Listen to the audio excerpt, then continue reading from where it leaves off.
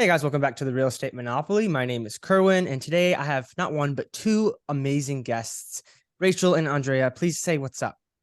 Hey, thanks for having us Hi, on. everybody. Absolutely. How about you guys give us just a brief overview of your backgrounds, and I guess my first question, just to kind of jump out of the gate, and then you can provide some context of your bio as well. How do you guys make a partnership work? How did you guys end up working together as partners in this real estate business?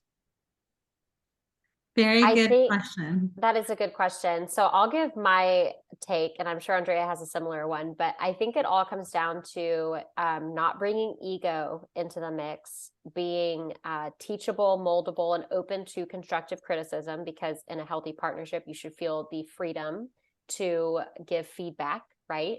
And then also having aligned mission and values is really important. Yeah, I was going to say aligned mission is definitely huge for us.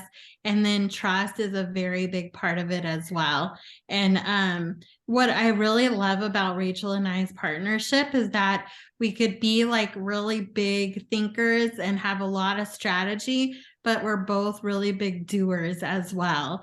And I think that is probably one of the biggest things that is helping us scale and get bigger faster. I love that. And it's very clear that your partnership is working. You guys are partners of GoodGood Investing, and you're partnered on over 1,400 units, apartment units, I believe. Is that correct? Yeah. Yeah. And Awesome. since Awesome. Tuesday, we have to add more. We have to add 170 more. Yes. I love that. I love it. I love it. Awesome. Well, I want to, so you both have unique backgrounds that I want to dive into, and of course, make it kind of relevant, tie it back to how it's helped you along real estate. So we'll maybe be jumping in between both of your journeys, but definitely if you want to chime in, please feel free to do that. So for starters, Rachel, I know the first time we met, I was really excited because you mentioned that you were a model and an actress. So I'd love to know, and I don't know if you've ever gotten this question, but what lessons did that experience teach you, and how has that translated into real estate? Oof, that is such a good question. Yes. So I did work in the entertainment industry for 15 years, and you have to have really thick skin and be so comfortable with rejection working as a model and an actor. You get it day in and day out, and people tell you things about yourself that you're like, I've never thought of that. It's like, I don't know, your elbows are too brown or something like that. Like, you're like, what? Why is that? What? I didn't realize that. And suddenly you're self-conscious about your elbows. So it's an industry that you just get really comfortable with, just like stuff rolling off your back. And you're like, okay, that's all right. We'll move on. And so I think that's really helped me in real estate, because I know when you're submitting LOIs, right? Letters of intent, submitting offers, there's a lot of rejection and it's easy to get discouraged. But since I faced so much of that in my past career, it's been really easy, I guess, moving forward and not getting discouraged. Oh yeah, for sure. No, we can relate. I mean, not in the sense of the being an actor or a model, but my brothers and I in the wholesaling space, we definitely got a lot of rejection there. And so that's helped us with commercial real estate. It's just a numbers game. And I'm sure it was Yeah. the same thing with a lot of different auditions you'd have to do, I guess, a numbers game. That's it. They say that every 100 auditions you do, you book one role. And I know it's similar. Every 100 properties you underwrite, you might submit one LOI. So it's Exactly. pretty similar odds. Exactly. And Andrea, I believe you had a flipping background. So we've had a good amount of flippers, but if you have a unique take on that background, or if you want to add anything about your background, how has that helped you in the commercial real estate space? Well, I think like prior even to flipping, I was in corporate America. So there was a lot of grinding that needed to happen, right? Just working a lot. And it was a long-term play. And I think the same goes with flipping and then multifamily as well, is that you have to put in the work day in and day out. And eventually it will pay off. But there isn't really like a get rich quick type of thing in multifamily or in corporate America. So Yeah. No, that's awesome. And it's cool because you both have such unique backgrounds. And so it's you wouldn't think that those backgrounds might have come cross paths at some point. So we can dive into how that happened. But first and foremost, and you can both answer this, but I want to know what drove you to get into real estate in the first place. I know Rachel, for one, I listened to a podcast interview you did, and you mentioned how at the time, there was some struggles with, and some struggles with the COVID unemployment thing where you weren't really able necessarily to like, you had to take control of your financial future. And that's really like the theme that I want to touch on. How did that, and if Andrea, if you have anything to add to that, like how did, if that is the case, how did that moment of like realizing that you were in charge of your own financial future drive you to pursue real estate and maybe getting that passive income? Oh gosh. Well, yeah, COVID was horrific for the entertainment industry. I mean, you can't work from home when you're, a model and actor. So I think it really was a wake up call that I need to be in, and I was passively investing, but I was like, you know what? I need to really make this my full-time gig because I cannot be in an industry and rely on that industry for income that is cyclical or is dependent on like the current, current like economic climate. You know what I mean? So for me, I wanted more control. And in real estate, I have that, right? Like I can control how much money I deploy into my investments. I can control how much cash flow I'm getting annually. I have a lot more control and can budget better. I can grow my net worth easier. Not to say like I still do modeling and acting gigs, but it's much more of a hobby now versus my full time. So it was definitely, I'm so grateful for COVID because it did force me to make some decisions. Yeah. Yeah, I think for me, it was very much being so heavily invested in 401k and just really seeing that market go up and down without any control over it, that I just felt like there had to be a better way. My husband and I both were in Silicon Valley, so we had the golden handcuffs on after so many years. They give you more stock that makes you want to work more years. And so you just kind of get into this really comfortable lifestyle. But in terms of retirement, like we didn't really see it as something that we could ever do early. And we wanted to have more control over our time because we have 3 boys and they have a lot of sports going on. They have their own schedules that we have to manage. And so for us, it was really thinking about, is there a better way to be investing our capital that will help us and give us more time freedom? And so that's where we landed on real estate. And we quickly learned that the active side of real estate is definitely something that a lot of people talk about, like when we watch shows on HGTV, right? Like the whole Magnolia and like the Waco flipping, which is where we started. But that wasn't giving us passive income. That wasn't allowing necessarily for more time freedom. It was fun and it was in real estate, which we could control, but we went into multifamily because of that passive aspect. So we started off as passive investors. We're now general partners, but we want to get back to being only passive investing sometime in the near future. So.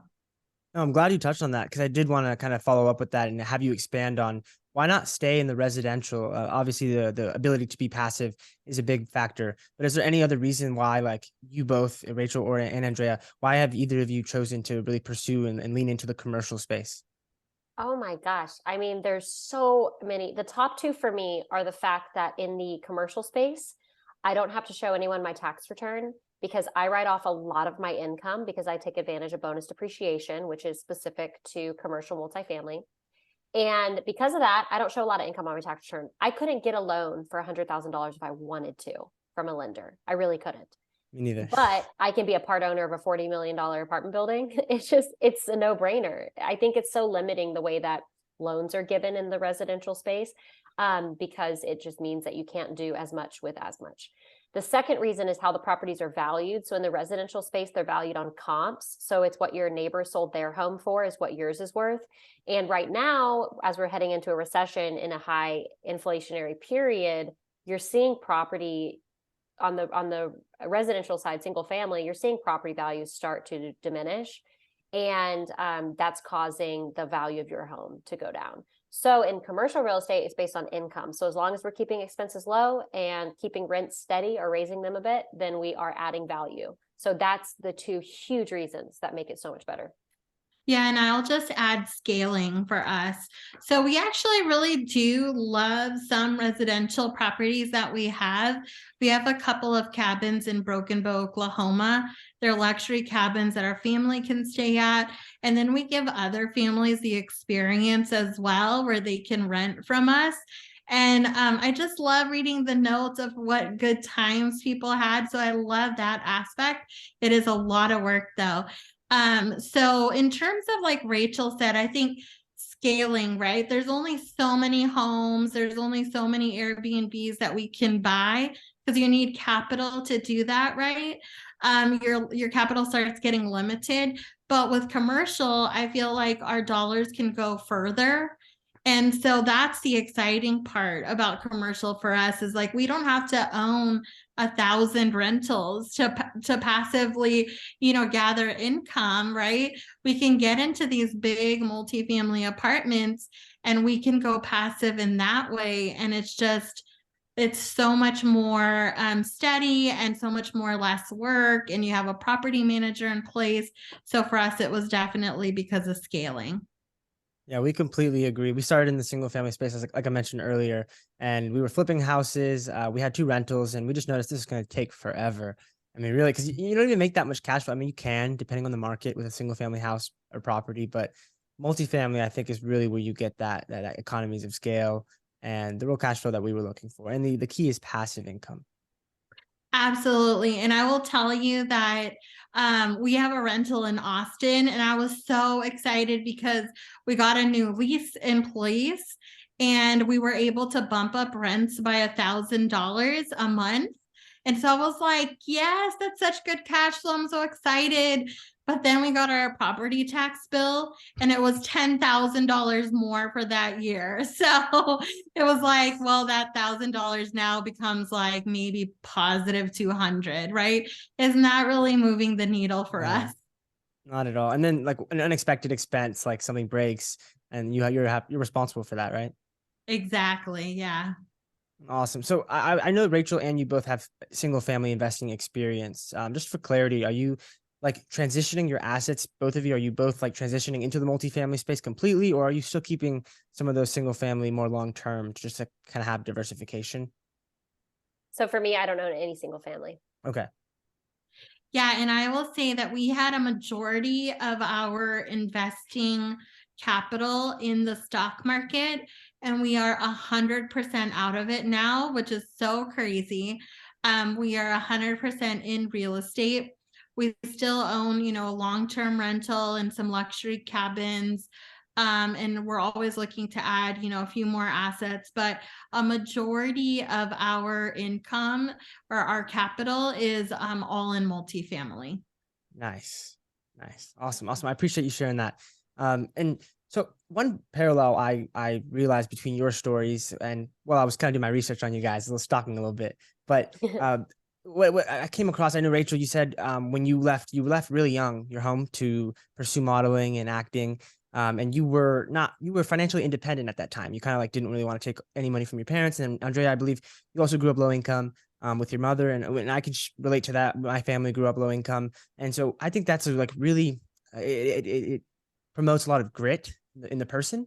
And something that we've learned is that you just have to be smart with your money. But the main question I wanted to ask and get to is what lessons have you learned from that experience? But also, what advice do you have for somebody who's interested in getting in real estate, but might have that limiting belief that because they don't come from money or they don't have access to the capital, that they can't get into it? I'll let Andrea take this one first. Yeah, I was just going to say if you are limited with capital, get out there and meet people. Like networking is so huge. You are going to find people that love to educate. I know for Rachel and I, we started our podcast because we wanted to help people that, we're just starting off. And maybe even if they're not, like we have a lot of education we could provide there. I will say one tip is to be close and meet personally the people that you want to be like. And sometimes that costs money through coaching, but sometimes you can just give your time. Like if we had somebody that really wanted to learn multifamily, And they were like, I have no capital to invest, but I will work really hard for y'all. What can I do? I know Rachel and I would be like, oh my gosh, we have so much that we could, like we could give for that person. But then also there's so much that we could use help with, right? And so I think when you put yourself out there and you have like the grit that you're talking about and that hard work, that driving force, you can go far even without capital. Yeah, that's good. Yeah, I have been self-sufficient since I was 17. And that's by choice, because I just, was making money and I didn't want to rely on my parents. But I will say, if you don't have capital, it can be hard to get started in commercial real estate as far as passively investing. I know that Kerwin, you and your brothers wholesaled your way to commercial real estate, and that is awesome. That is a scrappy way to get capital to deploy commercially. So if you are scrappy and you got time and you are willing to pound the pavement, I would really suggest wholesaling. And I'm sure you guys have talked about it loads on your podcast. And I would say don't think just because of where you came from or what you have now, like you could totally change your life in 12 months. So I think that, definitely have a can-do mindset and get into commercial real estate as fast as you can. Like if you got to start small and flip your way there, do it. But as soon as you can, you should. No, I completely agree. I mean, we always like to say it's the gateway drug into real estate. It's wholesaling. It really is, because you learn about it, but you also can build your capital, especially if you don't come from a lot. And there's a low barrier to entry. So absolutely. Now, obviously, I know, spoiler alert, you both end up in syndications and apartment investing. But there was a point where you probably weren't aware of what that was. And I want to know, like, how did you guys both end up in syndications? Rachel, I know that it was bigger pockets. I don't know how much you want to talk about it, but I thought that was really cool. So if you want to explain on that, but also maybe from like a beginner's perspective, what might draw someone to syndications? Like what is a syndication? Why is that even an attractive option? Well, I think a syndication is an attractive option because it's completely passive and you're leveraging other people's strengths. When you buy a residential property, it's a super small pie. So the pie is really small, which means you can't really split it with many people. You're kind of doing all the work. In a syndication, syndication's a fancy word for crowdfunding, except you're actually buying equity in a property, right? So in a syndication where a bunch of investors are pooling their money together, they're partnering with the active sponsors, right? The people managing it, and the passive investors are capital partners in that transaction. So they're bringing capital to the table, and in return, they're awarded equity. And it's a huge pie. So there's tons of pieces to share, which means no one is burdening the whole load. So I think that's why a syndication is such an attractive model, not to mention it's commercial real estate, which is 100 times better than single family. But for me, how I found out about it was actually through my mom. She started doing syndication 7 years ago and totally changed her life, doubled her net worth in 3 years, retired at 5. And I just immediately started putting my money into syndications. And then, yes, my first taste of the GP side of a deal, the active side, was through Bigger Pockets. I literally slid into Brandon Turner's DMs. I'm not lying. And was like, hey, I saw that you want to like start buying mobile home parks. I got time. This is what Andrea was saying. Like you just don't, when you network, you just meet people. So I was like, I got time and I want to be involved. And so they brought me on. I was the first person they brought on from outside for their general partnership team on their syndicate. First syndication he ever did in 2019. It was a mobile home park fund. So I was scrappy calling brokers, found them their first 2 mobile home parks. I got awarded GP equity, sweat equity, which meant I didn't put it in any capital. I just equity for my contribution. And we ended up selling that in 18 months and I made a chunk of change. It was freaking awesome. So I was addicted after that. Andrea, do you have anything like about how you got into a syndication, and maybe if you have anything to add about what might attract someone to a syndication from a beginner's perspective? Yeah. So the way we got into syndication was we were at an event looking for a way to scale. I think it was just a general real estate event, and someone got on stage and talked about multifamily, and they explained how you don't just increase rents one time a year for one property, but you can increase rents one time a year times however many apartments are in that apartment community. And my mind was blown. I was like, wait, oh my gosh. So even if it's like $200, you can times that by like 170 units. Right. And so that just made me really want to dig in and learn about syndication and about multifamily. And just the fact that you can partner together, I loved that. Like that I can choose my role in syndication.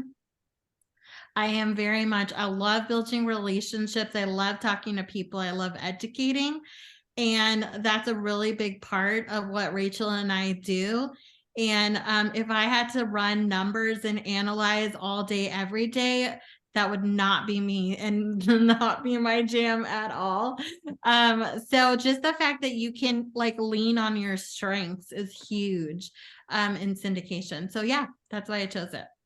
That's awesome. And we also love the way that you can really break into a traditionally like really exclusive industry with syndication, because you don't have to have the money yourself. Like you guys were saying, you can use other people's money and raise capital from passive investors. And that way you can get into these larger assets that a lot of people wouldn't be able to do on their own.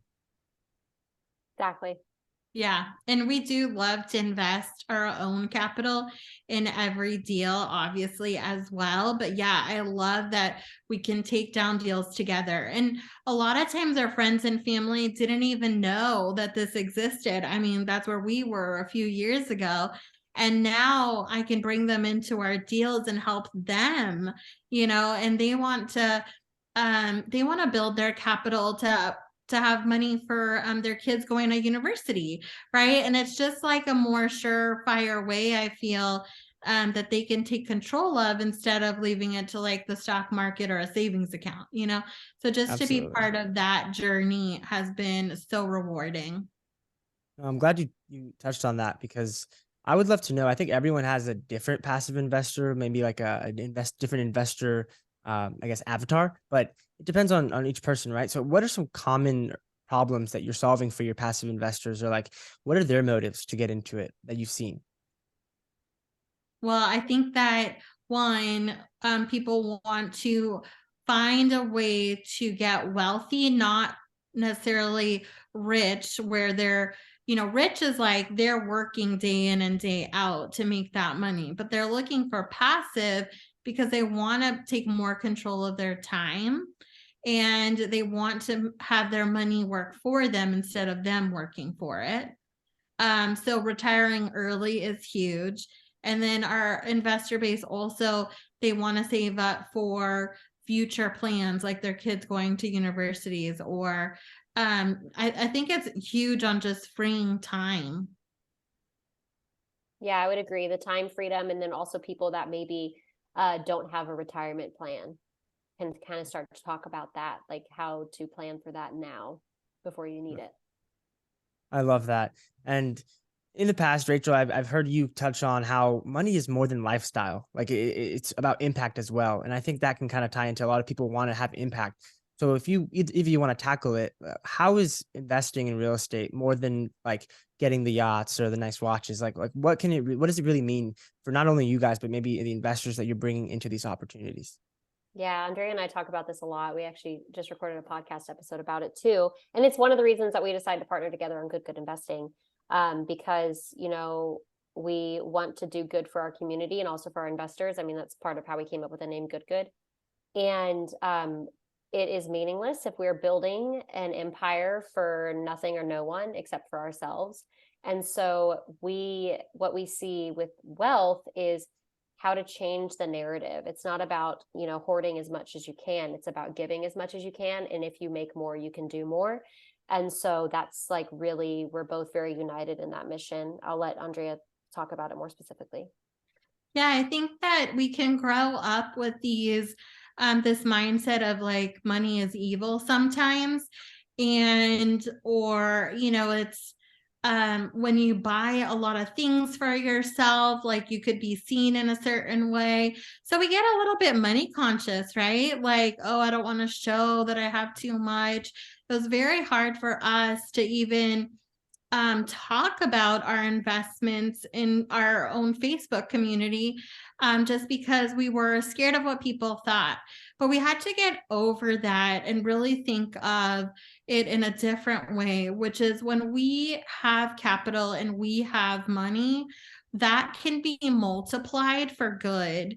And we can be kingdom multipliers, that God can use the little bit that we have and he can multiply it so that it makes huge community impact. And once I wrapped my mind around that, my mind was like, it is okay. I give myself permission and God gives me permission to be a wealthy person and to work towards more wealth, because I want to give it to others and I want to find ways to impact others in a positive way. And there are so many people in need out there, and they need people that have the money to help them. Because if all of us don't have money, then how are we going to help each other? Right. So it's been a really big overarching goal, and it's okay to chase that and build our capital so that we can build that positive impact towards others. Yeah, I absolutely agree. I'm really happy you touched on that, because I think a lot of people like think you're greedy or selfish if you're chasing money, but it's in fact like it's not just money, but it's wealth. But like if you don't and you can and you have the opportunity to do it and then give back to others, like it's almost selfish if you don't, because you have that opportunity that a lot of other people don't. Yep. Exactly. And I will say that I just recently had to also change my mindset that it's okay to buy nice things for yourself, because I was so focused on community impact that I felt guilty to spend money. Okay, because it could become like that too, right? But I think that I was reading a verse in the Bible in Psalms, and it said that God wants to delight our hearts, right? So that means that it's okay to sometimes delight yourself, and then also just still have that overarching mindset of, okay, yeah, we can delight ourselves in some, but it gets boring if that's all we do. Now how do we use that to help others? No, 100% agree. And like my brothers, we always say we were born here, but my mom was born in Guatemala, and I believe your mother was born in Ecuador. It's just really awesome to realize that, like, we always like to say we were won the American lottery because we have opportunities here that our cousins in Guatemala don't have. And so it's almost like a privilege, but also a sense of duty that we have to pursue other things. And I like it how you mentioned that you have an abundance mindset when it comes to money. And I think that ties into the growth mindset, which I think you guys talk a lot about on your platform as well. So if you want to maybe dive into what the importance of a growth mindset is, I had a guest come on the other day on the podcast, and he said real estate is more mindset than mechanics when it comes to success in this space. So what challenges have maybe you guys faced in your own mindsets, and what progress have you made? And then you've already touched on it, but if you want to continue to expand on that. Yeah, I mean, I'll just say that there's so many things that have been uncomfortable to me in this whole journey, right? It's like just even being vulnerable, putting myself out there, getting more active on social media, starting a podcast. I used to be the shyest person in the room until you got to know me. And I just would not ever be on a public platform.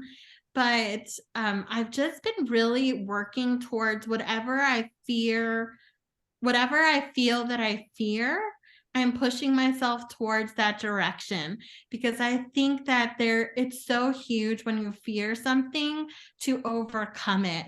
And when you push yourself to overcome it, there is so much confidence that comes with that. And then you can feel like you can conquer way more things. So I think like that's just been huge and has helped me elevate my message and become more resilient, and just have bigger goals that I can achieve more, because there's more for me when I overcome these things. Rachel, what you got? Yeah, I mean, I echo everything that Andrea said. I think that if you don't have a growth mindset, then you're limited to the reach you have. But with a growth mindset, you realize that you can leverage other people's knowledge, strengths, and experience in order to grow your own life, grow your own portfolio, grow your own network. I mean, all of it. So I think knowing that people want to help, right? Even if you think that maybe they're unapproachable, maybe they're really successful, they still want to help because someone helped them along the way. So I think the growth mindset is just all about growing your network, surrounding yourself with like-minded people, and then also realizing that by leveraging other folks in the industry, especially with the syndication model, you can also grow your portfolio very quickly. No, that's awesome. I completely agree. There's a lot of limiting beliefs that we faced when we first started that I think to develop that growth mindset, you have to overcome. And it's also misconceptions about real estate. And that's kind of like the next path I want to go with this conversation. So starting out, we had a limiting belief that because we didn't have the experience or the knowledge that we couldn't succeed in the real estate space, particularly as apartment investors, right? So what we did was we found a mentor, and that has completely changed the game for us. I know you guys have talked about on your platform why it's important that if you feel the same way, maybe you should invest in a mentor. Can you maybe just provide some insight into why, what value you think a mentor can bring to someone that has that limiting belief? Yeah. Mentors are huge for, I mean, that's depending on the type of mentorship that you have, you could leverage their own experience, their own track record in order to, what's the word I'm looking for? Like, legitimize yourself, right? With brokers, with other contacts, with lenders, with investors. So that's really awesome. It also gives you another set of eyes, especially if you're new in the industry, to look over your work, make sure you didn't miss anything or make any fatal errors. And I'll just add that because our coach and our mentor had an event, that's how Rachel and I met. And so you can establish a really good partnership when you put yourself out there and you go to events with mentors as well. That's awesome. I think that also just speaks to the importance of putting yourself out there and attending events because you'll meet people. And if you put yourself in a room with like-minded people, then not only a partner like in the business, but you might meet like a vendor you need, a mortgage broker, an insurance broker, property management, things like that, or just even brokers that will give you deals. It's really all about, like you mentioned earlier at the beginning of the conversation, face-to-face relationships. We found that that is the biggest thing, is getting to know people and building that trust in person. Yep. Absolutely. Awesome. So another, this is probably more of a misconception, and I hope you guys tear it up. But let's say my name is Bob, right? And I think real estate is the way to get rich quick. Prove me wrong. Oh my gosh, it's not. The best way to get rich quick is investing in Bitcoin 13 years ago. Yes. And it's also the best way to lose money quick. Yes. This is Yeah, the trouble with get rich quick stuff, is also lose money quick stuff, right? It's Yeah. like the second it goes off the rails, it's like it's done. So I don't like volatility. Any market, any asset that is liquid is volatile. That's why stocks are volatile. That's why REITs are volatile. That's why Bitcoin, Dogecoin, all of it's so volatile, is because it's liquid. And in an illiquid investment like real estate, right, in the traditional sense, it's not get rich quick, but because of that, it's much more stable, and you're going to see it pay off huge in the long run if you just have the patience. Awesome. Andrea? Yeah, same. I echo what Rachel said. No, I love that. I completely agree. I mean, we've had some negative experiences with like some cryptos. Completely, real estate all day, man. Real estate all Real day. estate all day. Awesome. Well, last question before our speed round, but this is actually stolen from or borrowed, from Jason Hartman, an interview he did with you guys. I found a blog on it, and it was a really good question. So I would love to know, what are some concerns you guys have regarding the real estate industry moving forward? And maybe how are you guys navigating that? You mean moving into like the economic downturn? Whatever if it's economic downturn or just like in general concerns regarding real estate. Okay. Definitely have concerns regarding the single family space heading into a down economy. Multifamily, not really. I think if you are interested in passively investing, just make sure that the sponsors that you're investing with have underwritten conservatively enough moving forward with rising costs of labor, but also rising interest rates, which may mean that a refinance may or may not happen depending on how interest rates look in 3 years.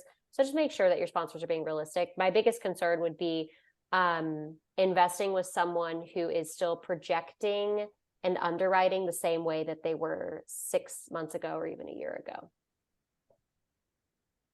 Yeah, Awesome. I would say I would echo the same thing. Really look at the pace of rent increases when you're evaluating your syndication deals, and really focus on that percentage. We recently saw somebody that forecasted or projected like a 13% rent increase over time. And we think that it probably is going to slow down. So having those numbers in your projections, I would be a little bit cautious. So, just we look for way more conservative underwriting and deals than that. So That's Because awesome. if they'll provide great returns at a conservative number, imagine what they'll do if the market outperforms. So yeah. Exactly. Over promise, no, under promise and over deliver, right? that's it, baby. Yeah. Yep. Awesome. Awesome. Well, I lied. I have one more question because I know you guys are big advocates on self-education, and we're out to you. I don't know if you could, if you're watching video, you can see the books behind me. We love reading and just educating ourselves, and I'm confident you all share that sentiment. So, share the nuggets. Let us know what are some of your favorite resources for like self-education and learning on your own, or just improving your financial literacy, learning about real estate. How have you guys been like really intentional with that? Gosh, I think podcasts are huge, huge, huge, huge, huge. I prefer podcasts over books because you can get a lot more information in a lot shorter amount of time. And then also you get to hear from multiple viewpoints from all different people. So I've heard that Real Estate Monopoly is a really good podcast. I've heard that GoodGood Investing is a really good podcast. But I think that's the biggest thing. I actually don't like to read. So I bought like the kids version of Rich Dad Poor Dad, which is mostly pictures, and read that. But so I actually hate reading. So audiobooks and podcasts all the way. What about you, Andrea? Yeah, I was gonna say audiobooks for the win. I mean, I told you all about me kind of being more shy. So I just got a book on small talk and I read that, through Audible. So like in the shower, I'm multitasking. And then talking to people, I think that is so huge, is just getting to events, listening to speakers, and then just finding people you connect with and asking them what they know. Just ask them for a download, right? Yeah. I think you can learn from others so easily, and maybe somebody will let you, go through to property tours with them or something, So learning from others is huge as well. No, that's awesome. I'm really happy you mentioned that, because I was at an event once and Kim Kiyosaki was a speaker there, and the audience asked her like what Kim Kiyosaki is Robert Kiyosaki's wife and business partner. But she's mentioned that the number one way she learns is by having one-on-one conversations. Like they don't really learn from like news articles or anything like that. It's mainly just like they have a network of really smart people in their own individual areas of expertise, and then she'll go to them if she has a question about a particular topic. So that's so important to like build that network of, it's almost like a board of advisors on different topics, and you go to them. Good. Always surround yourself with smarter people. I always say this, love to be the dumbest person in the room. Like I just want to learn and absorb as much knowledge as I can. That's so cool. Absolutely. I love that. Awesome. Well, ladies, it is time for our speed round. Are you ready? No. Ready. Okay, let's get it. All right. All right. Number one, and you can like bounce it off, but I'm just going to like straight fire it. So when you're done, I'm just going to go to the next one. So number one, what is the biggest failure that you've encountered in real estate, and what did you learn from that experience? I had a crookie contractor on my first flip. I didn't know what I was doing, and he said he knew what he was doing. He took money and totally took the house down to the studs, didn't know how to square a wall. He had really good reviews on roofing, did not do the roofing correctly, but thankfully I got a private inspector, paid him, and that was like the best money ever because I realized he didn't know what he was doing. Paid him off, got a really good, reliable contractor. And so that's probably my biggest mistake and failure. Oof. Yeah, for me, I almost bought an Airbnb right before the pandemic. So I did not. I ended up canceling for a different reason, but we were literally set to close like March 6th of 2020. So very happy I didn't do that. Did you learn to stay out of Airbnb or? No, Airbnb is great, but I just wouldn't have wanted to own one during the pandemic. I guess in that I learned, listen, some things are out of your control and you just got to roll with the punches. If I had gotten that Airbnb and closed on it, it just would have become a long-term rental. And that's where you just got to roll with it. You just got to roll with the punches. There's no such thing as a fatal mistake ever. You can bounce back from anything. Yeah. Love it. All right. To flash forward to the present, where are you guys at in your business today? And what are you aiming to accomplish moving forward? To the moon, baby. Like, we are on fire. We are like rocket fuel. Let's go.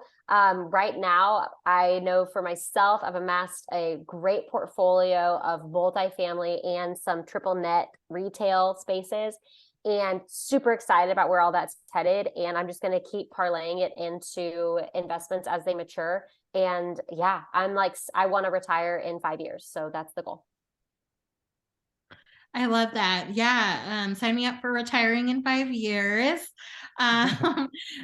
We are going to the moon for sure. Rach and I are just on fire. We are trying to educate as many people as possible so they can join the multifamily venture with us.